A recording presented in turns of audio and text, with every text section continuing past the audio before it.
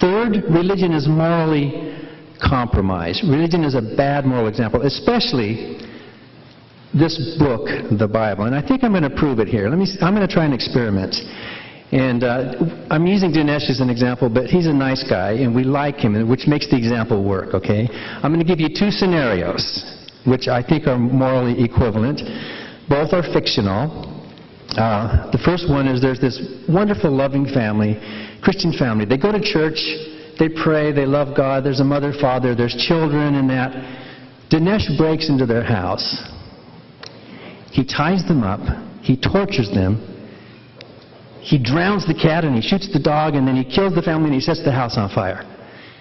And the police ask him, Dinesh, why did you do that? And Dinesh says, no reason. The devil made me do it. Now, what if that had really happened? How would you characterize a person like that? What would you call them? Think of some moral term that you would call them. Maybe a moral monster, evil, sick, psychotics, sociopath, whatever. You would use some morally.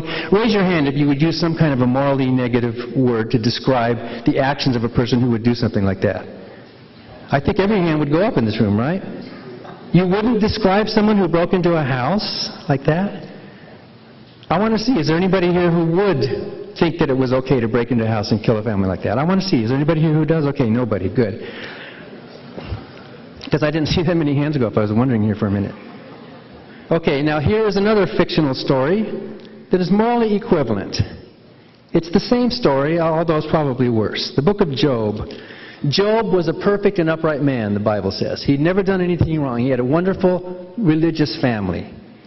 And yet, the God of the Bible tortured him, killed his animals, had a wind blow over and kill his children, and torture him for a long, long, long time. And when asked, why did you do that? Why? Why would you do that, God? Here's his confession. I'm going to read it to you. Job chapter 2, verse 3. Write this down, or remember this. Job 2:3. This is an indictment. Then the Lord said to Satan, have you considered my servant Job, that there is none like him on the earth, a blameless and upright man who fears God and shuns evil? And still he holds fast to his integrity, although you incited me against him to destroy him without cause. The devil, you incited me, you made me do it, to destroy this man and his family without cause. Just like the hypothetical Dinesh said, no reason, the devil made me do it. You labeled Dinesh a moral monster, didn't you? I mean, he's not, but you understand. So now, how many of you would agree with me and raise your hand that the God of the Bible, therefore, is also a moral monster? Raise your hands. Let's see. Is the God of the Bible a moral monster? Why are not more hands up?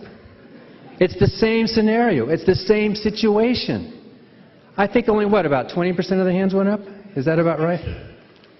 Well, it's fiction, of course. But still, the story with Dinesh was fictional as well. And we would still call that fictional story a moral monster. What's happening in the mind of you believers who did not raise your hands demonstrates that you are morally compromised in your judgment. Your religion is clouding your ability to think clearly about moral issues.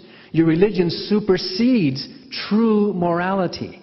It's like the position of the Roman Catholic Church on birth control. The Pope is too religious to really care about real morality in the world. The religion drives him. More importantly, Mother Teresa was the same way.